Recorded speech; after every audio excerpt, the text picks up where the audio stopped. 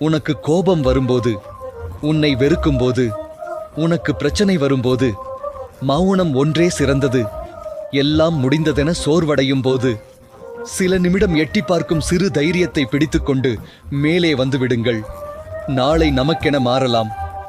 உன்னிடம் உண்மையான அன்பிருந்தும் உன்னை விட்டு விலகியவர்களுக்காக ஏங்கி உனது அருகிலிருக்கும் உன்னத உறவுகளை இழக்காதே. அனைத்து மனமும் ஒன்றாக இருப்பதில்லை. சந்தர்ப்பமும் சூழ்நிலையும் நல்லவர்களை கெட்டவர்களாக்கி கெட்டவர்களை உத்தமர்களாக்கி நிற்க வைத்துவிடும். ஆனால் உண்மை ஒரு நாள் உலகறிய வெளிவந்தே தீரும். அப்போது யார் யார் எப்படி என்ற மாயையும் விலகும். துன்பத்திலிருந்து உன்னை தவிர வேறு யாராலும் உன்னை வெளிக்கொண்டு வர இயலாது.